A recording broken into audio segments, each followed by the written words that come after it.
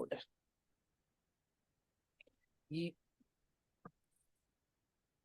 hello. This is the song that doesn't end. Yes, it goes on and on, my friends.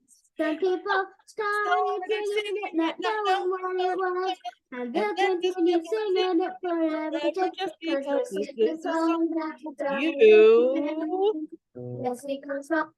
Oh, hello. You are listening to Dumpster Diving with Janice and Jane. We'll explain that very soon. Well, we just need to make this the first episode we actually upload to YouTube because of the visual. You won't have to explain it if people can see you. Well, I could always just do this and go, and Jane. That's what I'm saying. That's exactly right. It's a good look for you. It's Thank a great you. look for you. Those of you, I didn't realize we were coming to Halloween though. I thought we were like, it's not I'm September yet, sorry. So, yeah. Here's the news flash for you. Okay. As soon as my birthday hits, August 21st, if anybody is curious of when my birthday is, then it becomes Halloween season. Oh, I didn't know. So you got your pumpkin spice latte, did you? But you know what? I did that on the 10th. I'm not a big pumpkin spice latte person, but I got a blended one and it was pretty delicious. So I partook in that. But my favorite. I didn't know. Okay, everybody, fall has begun. I didn't realize the seasons revolved around Jane, but evidently now we've just all learned together. Well, if we really think about it, yes, I do some pretty magical things on or around my birthday. And this year on the 20th, in celebration of my birthday, I brought a tropical / hurricane. You did. And an earthquake. So, and flash floods. The earth moved for you. It did. That's what happened. It shook. We were all shook because it was my birthday. It's true. So, a couple of years before that, I graced everyone with a solar eclipse. I don't know if people remember that a couple of years ago, back in I think 2018. It was pretty magnificent. And I have pictures on Facebook to record that moment. So, and I did say, you're welcome, everyone. For my birthday, I've given you an eclipse. Wow. So what I hear you saying is you are truly a gift to humanity. I mean, you could say that. Okay. All right. Well, thank goodness then for you. So that makes this next part really scary because here's the truth, everybody. So I'm sitting here in my little home in sunny San Diego with a heat wave. For those of you who are in the South, that means 94 degrees in San Diego. Right. I have my high noon because it's a Monday evening. I don't want to open a bottle of wine because, I don't typically drink during the week, but because it's our first fireside chat, you got to toast that puppy. So I'm here, but Jane, where in the world are you? Oh, well, I hopped a flight Saturday. I traveled all day. Yes. Climbed many mountains. Yes. Rivers. Crossed very many rivers and trudged through valleys. Yes. And I made it to Reedsburg, Wisconsin. So, how do I want to put this? So we're having our first fireside chat while Jane is in Podunk, Wisconsin. And, I'm sorry, that's what you said, right? And so I have been speaking with Jane for about 10 minutes before we started recording. And what I have surmised in my brief time is that clearly she is joining a cult. So everybody just put down your drinks and your pipes and whatever else you got going on. Because, that's what's happening right now. We're going to have a seance. Yes, we are. People are going to witness our seance. Yeah. While you're on the cusp of culthood. Yes. And this episode is going to be about pulling you back, right? It's going to be about getting you to resist the cult. You could, but I'm pretty hooked at this point. So I think that what we really should be focusing on is your entry into the cult and just make it one big happy family. Here's what I know. What I know is that our Schitt's Creek fans out there are going to understand the reference to, oh shit, I just forgot it. What is it called? They elevate to not the gate. Maybe it is the gate. I can't remember, but it's something crazy like that. And they go to work out at this gym and she thinks she's promoting a gym, but it turns out it's actually a cult. You know what I'm talking about? You elevate. Yeah, it was elevate something. That was amazing. Yes. Jane's elevating everyone. That's what's happening right now. Yeah. She's I elevating. So, the podcast may or may not go on. Actually, it'll go on even without her. It'll go on. It'll be our connection to her. Diving with Janice and Jane without Oh no, Jane. the dumpster gets much deeper if one of us is in a cult, girl. It's on fire. Well, we could start our own cult. I mean, a cult following is one thing, but a straight up cult, I don't think I have time. I mean, I'm really busy. Well, okay, we're not living on a commune or anything, you know. I mean, in Wisconsin, for God's sakes, you have time for this cult. I promise you. Actually, we'll just call it dumpster diving with Janice and Jane, and we already got. And then let people come along, walk into our web, walk into our web. Yeah. I love it. I love it. Okay, so let's get down to business. Yes. Pause your cult hazing for an hour because we're here for our first fireside chat, people. We promised. Now we're delivering. And if you are a true fan, you already know that fireside chat means we're going to be taking off our what's the word? Our daily kind of be nice mask. And we're just going to tell it like it is. Well, I think it's because, you know, we really wanted this, and I think we might have mentioned this, is that we're constantly wearing our coach's hat, our professional hat.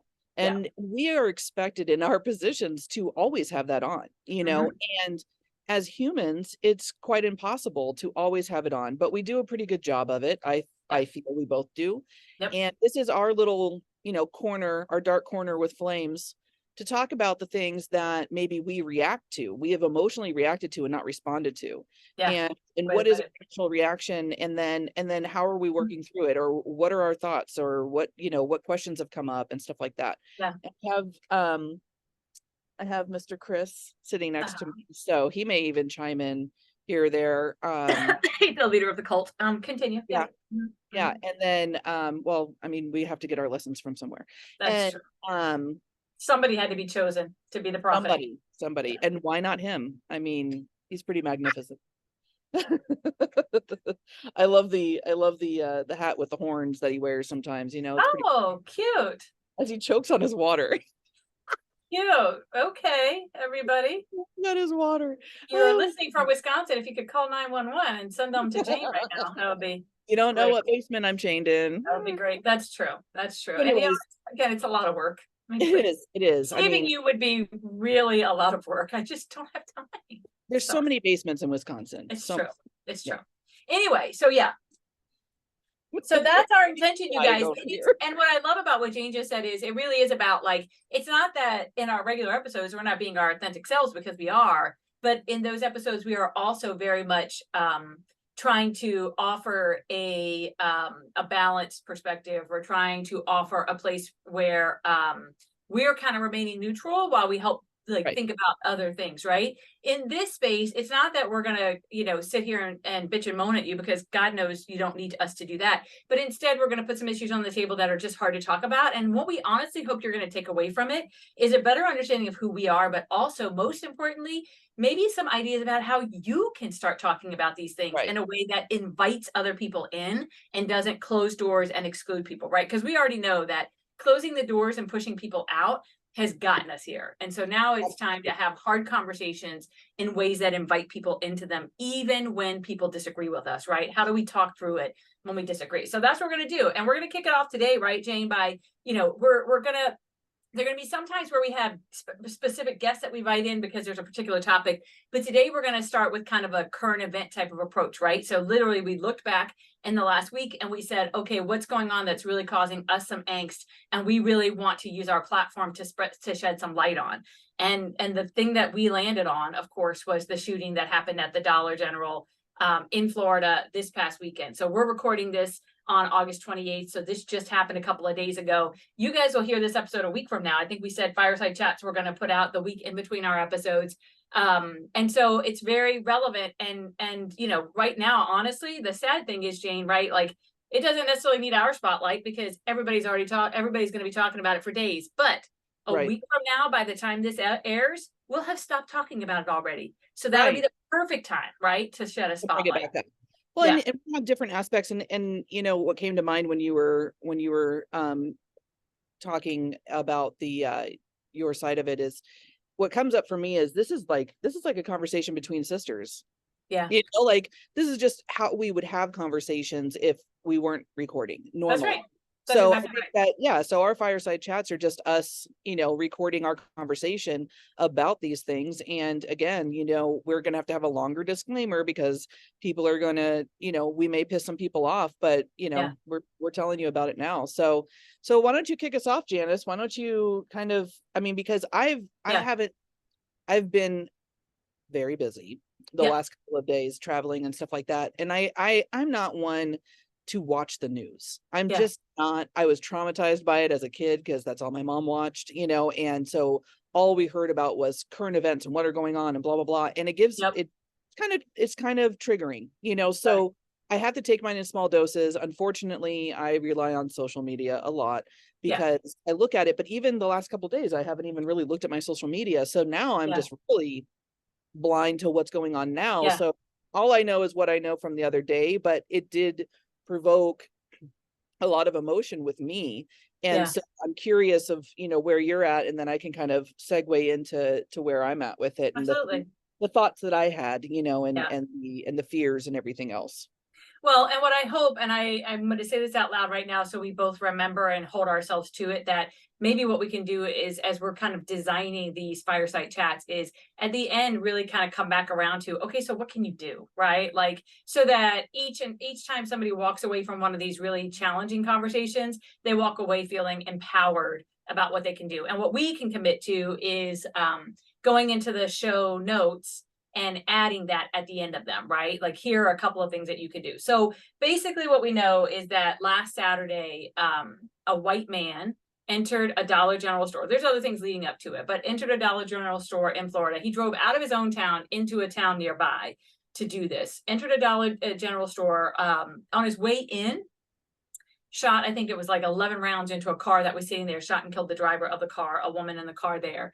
And then once inside the store, shot and killed 2 other people. We know that the gunman was white. We know that the 3 victims were Black, of different ages, different genders.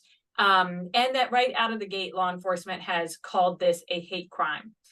Now, what I appreciate about this is they didn't call it a hate crime simply because it was a white gunman and Black victims. And I'm not saying that's not reason enough, by the way, but they call it a hate crime right out of the gate because evidently after the guy killed the 3 folks, he went into the office of the store, called his father, I guess he lived at home, told his father to break into his bedroom with a screwdriver. And when he did, his father found his last will and testament and his suicide note.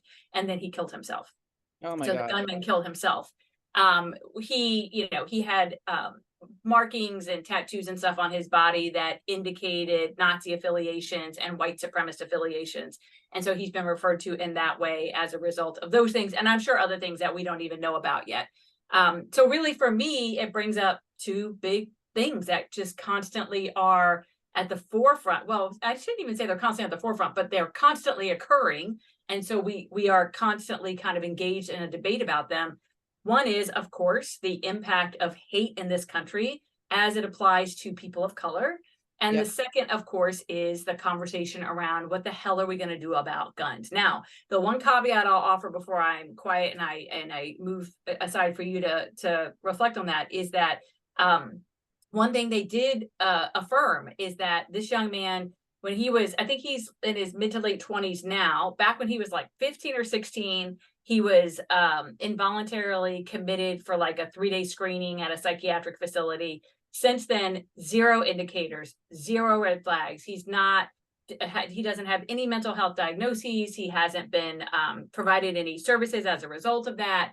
No issues at all. And both guns, he had a handgun and an assault rifle. Both guns were purchased legally. So the point of that was, and I think it was the police chief from that county who was saying this on the news the other day, is that there is nothing with our current legal structure that could have prevented this from happening in terms of the gun control part, in terms of that part of it. He purchases guns legally, no red flags, no, never been to jail, none of those things. There was nothing in his history to have drawn attention to him and to have prevented him from owning those firearms. So there you go. That's it in a nutshell. Yeah.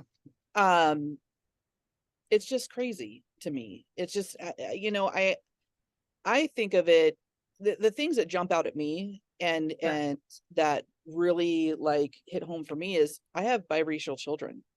Yes. and so it wasn't about, and my boyfriend here is not white, and so, and I work with the Black and brown community, and I mean, I feel like I am part of that community because Yeah. I've was raised in that community, and everything else. And for me, it hits so hard because so many of my family members, friends, people that I call family because they've become friends, are Black or brown. Yeah. And it's scary as fuck that I have three daughters that are multiracial, that at any moment could be targeted just because of the color of their skin. That's right. Chris could be targeted because of the color of his skin, and that's so scary. And I mean, the fact is, we've talked about different things, and I was like, I'll visit the Midwest, Right. but because of those issues, I will never live in the Midwest. Yeah. Because it's predominant, and there's things that are said, and it's bred through the families, and it's all of these things, and it's freaking scary, Yeah. and each race could have their own thing, whatever, but it's, I don't know, I just, it's scary, and the stuff going on in Florida with the laws changing and everything else. I mean, and then, people are leaving in drones, or like just leaving, mass exodus, because they don't want to be there and they don't feel welcome, they don't feel safe. That That's should right. say something. When you have a lot of people leaving, thousands, hundreds, thousands, I don't know the number, but when you have them leaving because of the new laws and they don't feel safe, that's what our country is about. Our country, people come here to feel safe and to feel protected and all of those things. And it's just not people immigrating, it's people here too. And we don't even feel safe, and it's like, when is this shit gonna stop? Like, That's right. why does somebody feel more superior than another because of the color of their freaking skin? Nobody is superior than each other. Like, Of that's my course. raw feeling about it. Like, Yeah. get over it. There's no superior race, there's none of that. We're all equal, and we all need to just freaking, I hate saying it, but get along, but I mean, it's like, that's the stuff that goes through my head. That's the raw stuff, and it's not very educated, and it's not very, articulate, but that's what goes through my head. Like, now I have to worry about my kids. Not only am I part of the LGBTQ community and a single mom and all these things, but now I have to worry about, this stuff. And I mean, I've always worried about it, but it's like crazy. It's crazy. Well, it is. And, I think that everyday people, if you will, and I would count us as that, our perspectives matter a lot. And we know, of course, that the only way that our perspectives are factored in is through voting, right? So there's this through line for me in terms of thinking about some of the things that you just said. So I'm going to start with the issue of hate crimes against brown and Black people. And, what's really frustrating and a little bit terrifying about this is that with this event happening in Florida, and these events are happening all over the country all the time, right? So it's not unique to Florida, not just there. but with them happening in Florida, it's a kind of a double and triple whammy for a couple of reasons, right? I'm an educator, so I'm a big believer that education is the way that we change hearts and minds, right? But like, we have to bring learning to the table. And so what's really terrifying about this, in my educator head, is that this is happening in this case in a state where at the same time they're actively passing laws that minimize what people can learn, right? So Florida is one of those front runner states that is really trying hard to whitewash the curriculum across the state in terms of education, Erase history. right? Erase Right. history. Like, slavery Exactly. never happened. Exactly. And so, and it's all at the with the excuse that we don't want other people to feel bad, right? We don't want white people to feel bad. But at the heart of it is, when you educate kids about what the history actually is, you don't even have to say it's right or wrong, right? Frankly, it's unnecessary to say what's right or wrong. It's clear, right? But when you fail to, or you actively worked against educating a generation of people about the truth of what occurred in terms of how we ended up with a system that's designed to keep brown and black people down and fosters the hate that we see evidenced in a situation like this, We have proof of that's a huge double triple whammy, right? Right. Because now you have people in that state who have to fight back in terms of, you know, the appropriate education measures, although they're not the majority because they're passing laws because the majority wants to whitewash history. Right. But and on some level, in my mind, when you do that, you fuel the hate that exists in people that comes down to racial differences, right? You fuel it because whether you say it out loud or not, when you're trying to remove the historical accuracy in this country and in what we teach our kids, you are sending the message that what has been happening for the last several hundred years is accurate. That the idea that one group is less than another is exactly how it should be. Yeah. That's exactly what they're doing. They're saying it doesn't exist, but then they're doing it. Exactly. You know, we're erasing history, so it doesn't exist. No. You're making new history about that hatred. Right. Like, let's be real. And at the end of the day, what's going to end up happening, or what potentially could happen, I don't want to wish this out there or manifest it by any means, but there could be a freaking another civil war because people in Florida don't agree with everything that's going on, and then then we're battling it out. Like, this is not what the United States is about. Well, and the really, you know, one of the really troubling, there's so much with this system, right? And there's like a 20 zillion fireside chats we can have about this, but everything connects to the next thing, right? And so what's connected to all of this is that because of the way our system has been designed and has flourished for some people over the last several hundred years, we do have a growing group of people who are barely surviving, financially speaking, in this country. And it's that disregard, right? It's disregard for the design of a system that's creating, that is contributing to that, right? Like the income wealth gap is larger now, I think, than it's ever been in the history of our country. And so the more people who end up in that part, that slice of the pie, so to speak, that can't make ends meet, that aren't making even a wage that puts them above the poverty line, that is going to continue to foster disgruntlement, disenfranchisement, all the things that will lead to what you're talking about in terms of, you know, people fighting back. Because at some point, when your basic needs aren't met, all you can do is fight back. Right. That's all you have left. Right. And that's the heart and soul of everything I do at work. I work with people that are underprivileged, meaning they don't even meet the poverty line. They're below the poverty line. They barely survive. They're you know, and they're doing their best. They all work. It's not like I work with a bunch of people that don't work. No, they work their asses off. And they want to have better for, you know, for the next generation, like we do, you know, like we did a great job of raising our kids, you know, or still are, and not putting them through all the crap that our parents put us through, and taking those lessons and applying them and doing all the things that they weren't willing to do, you know. So here we are working hard, and then these Hanyakers are like, what are you doing? Well, I'm sorry, can you define that for me? I'm gonna need a definition. You know, people that are just doing the wrong thing. They're just okay. All right. I needed, on behalf of our listeners, I had to ask that question. It's an old lady term. It really is. It really is. It's I think it's a cult term. Anyway, so one facet of kind of the complicating factor here is the education system. The other is the voting system. Florida, again, is in the forefront of states who have been working actively since the last presidential election to enact new regulations that make it harder to vote. And we all know this is like climate change, right? I feel like for the most part, nobody questions climate change is real anymore, right? Nobody's questioning that anymore. But we're still borderline not paying attention in some ways to, and by we, I mean the larger majority. There are plenty of people working their asses off on the ground to fight things like this, right? Yes.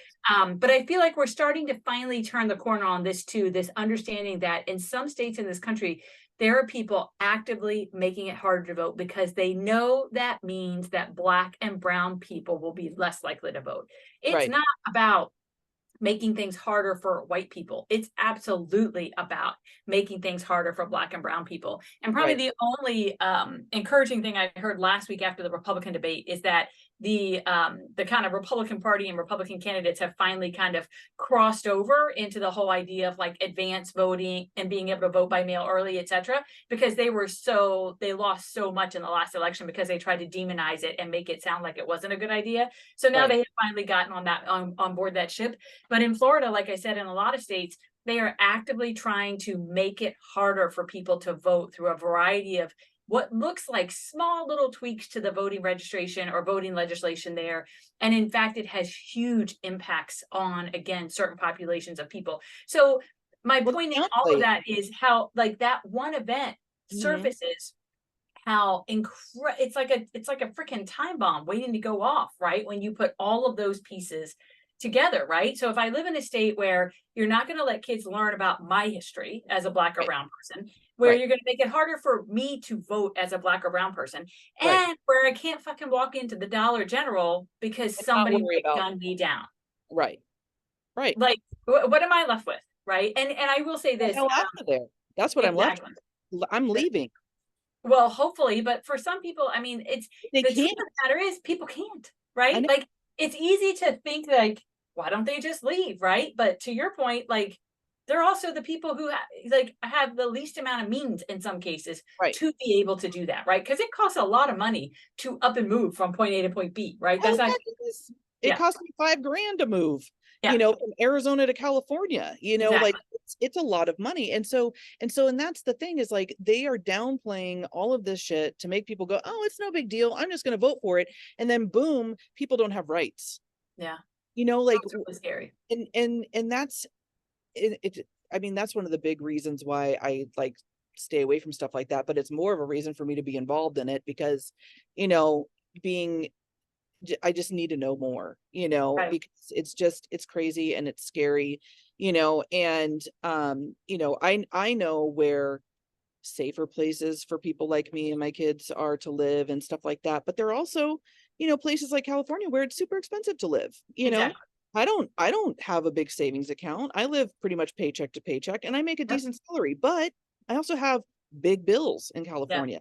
But that in itself is worth it to me to know that my kids are safer than they would be in another place. Let me just say that, because are we really safe all the time? No, anything could happen. You know, anything could happen. Somebody could lose their damn mind and this, or the Dollar General thing. I mean, he seems sane. I mean, if you look at everything, you see him sane. And I mean, he look at him on paper. Everything else. You never know when somebody's going to snap or find an excuse to do something because they've always wanted to do it. And then, you know, obviously he didn't value his life if he's committing suicide at the same time. You know, he wanted to go out with a bang, literally, and do this stuff to notoriety, but didn't want to hang out to figure it out. You know, it's like this, I know I did this, whatever, and now I'm just going to off.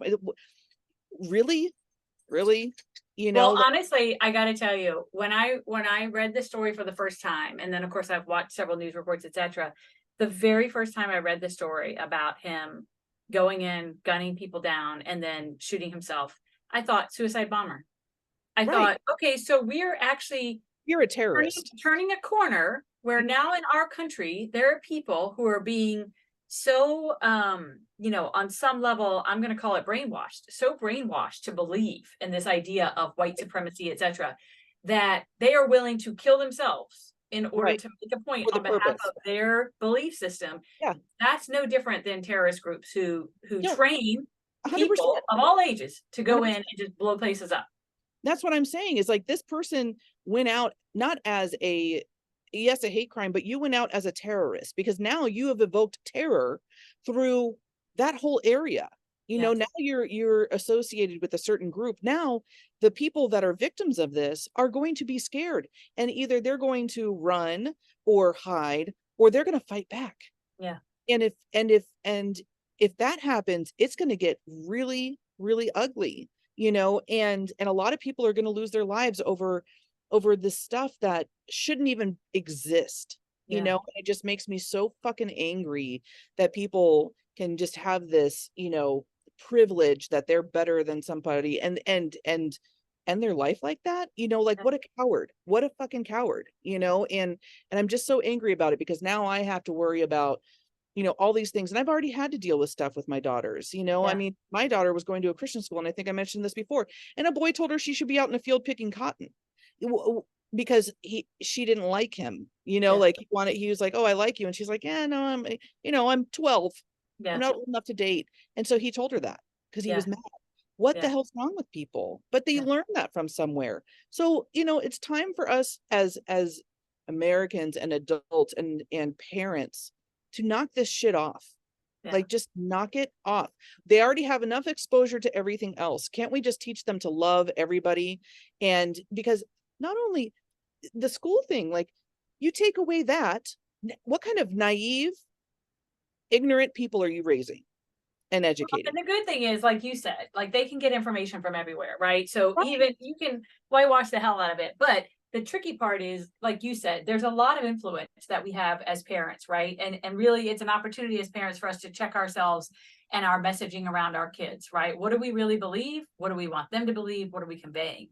But it Right. also, so much of it, unfortunately, on some level, that's the easy part, right? Because so much of it is embedded in the American system, right? And it's one of the things I really love about the what the hell is it called? I just forgot the name of it. The 14, not 14, was it 1419? The podcast.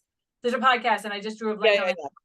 But about the origins, if you will, of slavery in this country. It's one of the things I love about it, because it really starts to help you better understand. And so that's what's something I can do, right? One thing that you can absolutely do is begin to better educate yourself in terms of the ways that the system around you is fostering racism and what you can do to contribute to changing that, right? Now, I know most of us feel like our small sphere is all we control, but the fact of the matter is, at the very least, we all do vote. At least I hope we all do vote. Yes. And it's through that voting that you can begin to have influence over your local, right? Even if you feel like federal and state is so huge you can't influence it, which you can, but over your local, right? Like, so often it's easy to get that ballot and there's like 27 things I have to vote for, right? And this council member and that committee, and I don't even know what the hell half these things are. And 5 years ago, I literally was voting blind, like I think probably a lot of people. And it was George Floyd's murder that made me finally stop and go, I need to fucking know what these people stand for and why the hell they're running and what the hell they want to do, because it's the least I can do as a white woman in this country, right? Literally, it's the least I can do. So that's one way, is to really begin to educate yourself in all the ways that racism is built into our system, because I can send messages of kindness all day long to my kids, and I can build them to be young people who don't tolerate other people, but who thrive alongside other people. Nobody should feel like nobody should feel grateful that I'm tolerating them. That's bullshit. But everybody around me, no matter what they look like, what they bring to the table, we should be finding ways to thrive alongside each other in a community, right? But the fact of the matter is, I can raise my kids like that all day long, and then they go out into a system where, because even though two of our children are half Mexican and half American, for the most part, they look, right? The outside of them looks Caucasian. And so, they still, all six of them still walk out into a world where they have a level of privilege simply because their skin is white. And I will say, I had a reminder about this. So back when I was a middle school principal a million years ago, I had a group of African-American parents who came to me because they saw this is an example of how the system is working against, right? Some races.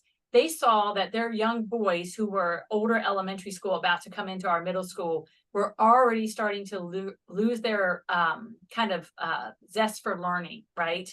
And they were already starting to adopt this mentality that being smart wasn't cool, being athletic was what was cool, etc. And they knew, in part, it had very much to do with how they saw themselves represented as Black children, right, in our community.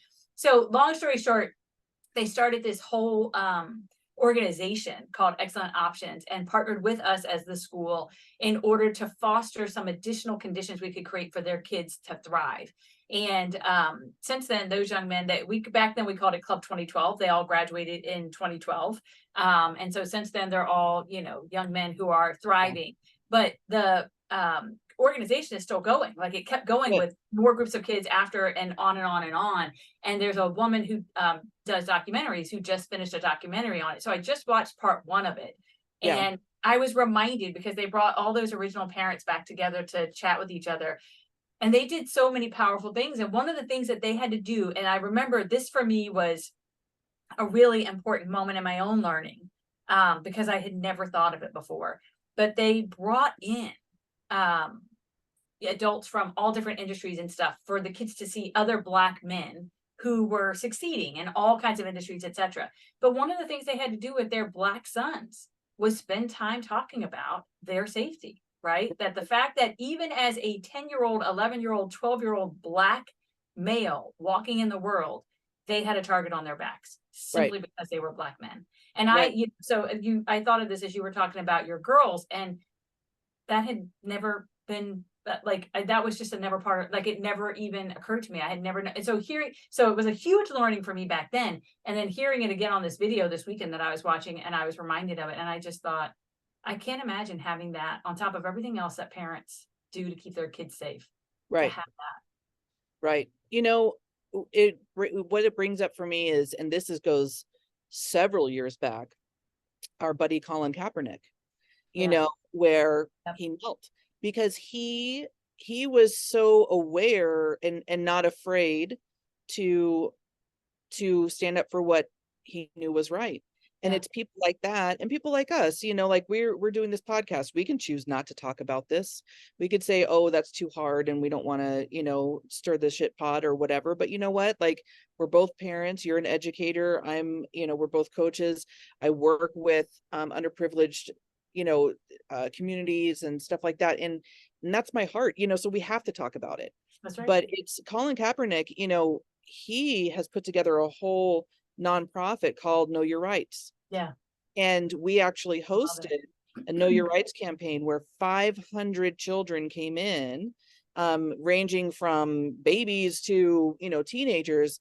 And we had an all-day event where Colin Kaepernick came in with his team and did a Know Your Rights campaign. And it was all Black and brown kids. And they let them know, these are your rights. You don't need to talk to the police. You have, and they gave them cards, and it was so powerful. And they had all these different speakers, and the kids got to Colin Kaepernick.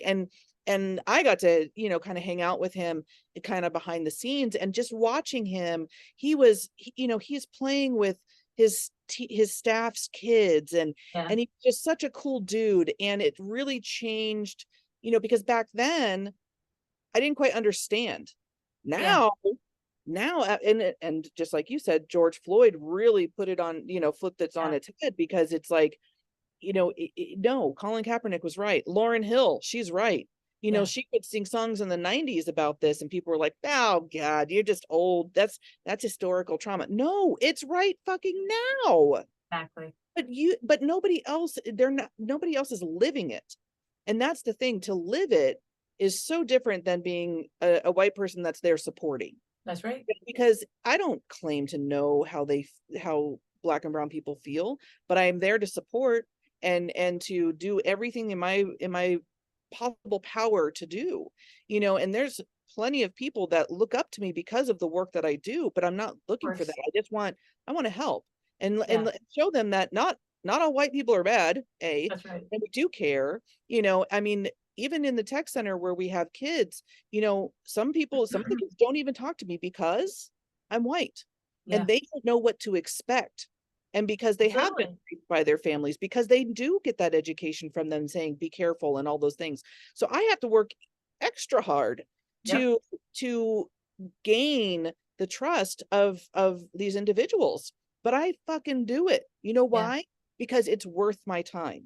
That's and right. It's their time. And it's my mission and my goal to make sure that they know that I'm a safe place and they can come talk to me, and I will protect them.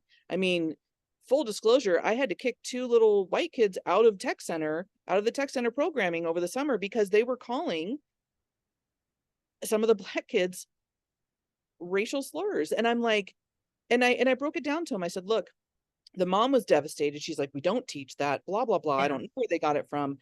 And, and I was like, look, the fact of the matter is that this facility was built because this community is underprivileged and they don't have anything like this.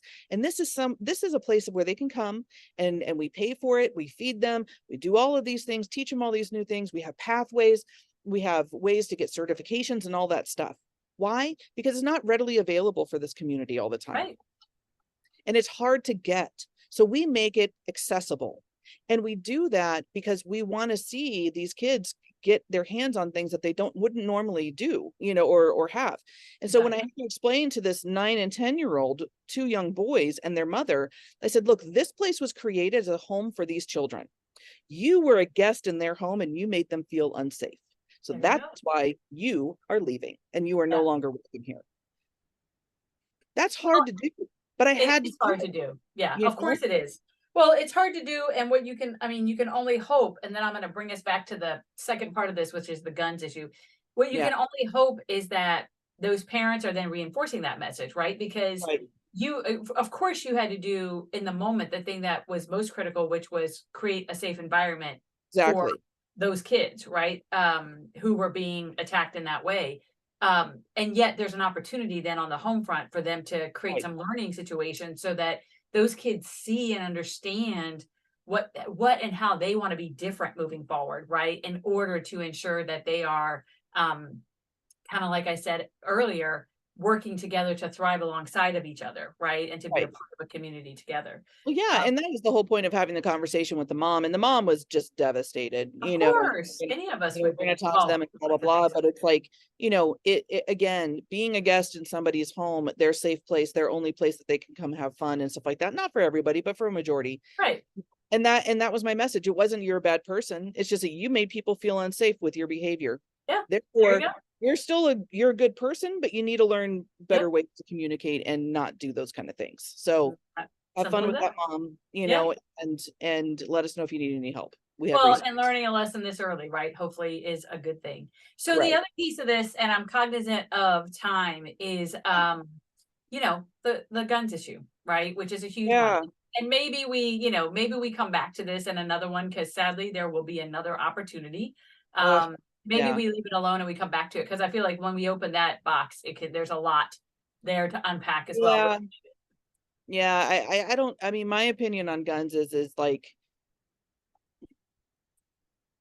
I feel like you can have, I'm not a gun owner. So, and nor, I mean, I like to shoot guns at the shooting range. That's fun, and stuff like that. But it could be a mental break. It could be, I had a bad day. It could be anything. And somebody could take their gun that they own and go do whatever with it. Yeah. And our screening process is like, the whole Florida thing. Oh, we did everything we're supposed to do. Well, your state's different than the next state.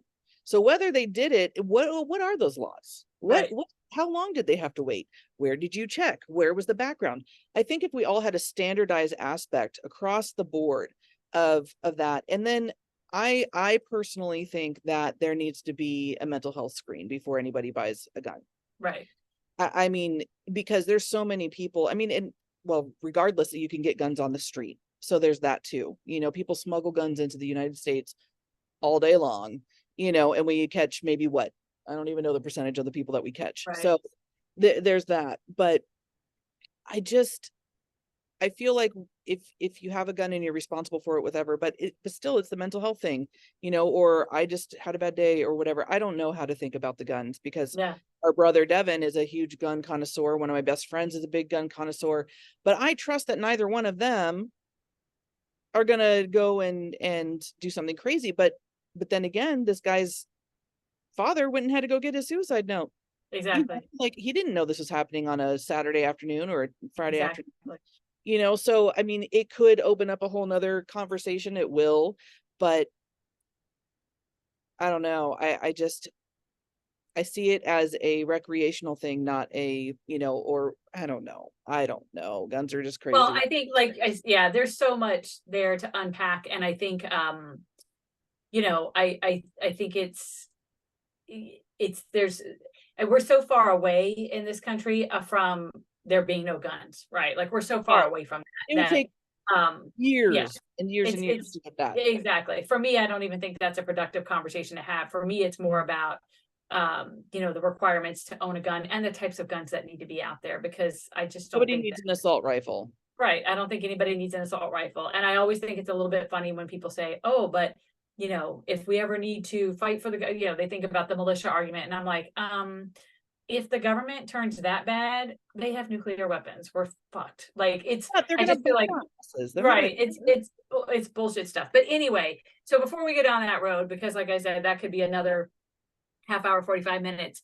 Why don't we leave it at that part of the conversation, and we'll come back to the second part of it. But, I think that for me right now, in terms of, in the spirit of leaving our listeners with some things to think about, you're obviously, we're both making it very clear, I think, how we feel about, and the frustration and the anger and the just sadness that hate has been so built into how this country was designed, and quite frankly for the last 6 to 7 years has been flamed so much by really powerful people in this country who have made it okay to hate, and frankly have promoted hatred as emotion that should be nurtured and should be driving us.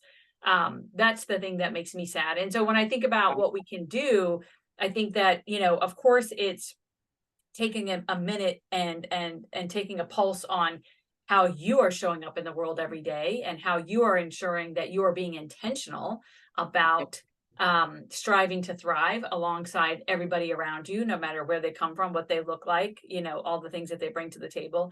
And then second, because it's September and we'll be coming up on election in November, even though it's not the presidential election, it is the type of election. It's these off years that are most influential in my mind. These are the years that you're electing people, like I said, to your city and town councils, to various really important committees, to judges. And God bless America, we are seeing how important how influential judges are in this country right now, more than we ever have before. And so you have time between now and November. And if you're like me, I throw all those fucking flyers I get away. I don't look at a single political flyer. They are a waste of the paper they are printed on. But I do my diligence now by going to the websites, and here in California, it's literally on our state government website. I'm sure every other state's the same, where they literally have impartial breakdowns of who's who and who's running for what, and what are the basic things that they the platforms they're standing on, and what are they saying about the big issues. At the very least, what you can do in terms of helping in this country is make yourself informed, right? And be an informed voter, and be somebody who, and last but not least, start talking about it, right? Absolutely. Have those conversations with the people around you, and don't shy away from them. Yeah, don't read the headlines, read all this fine print.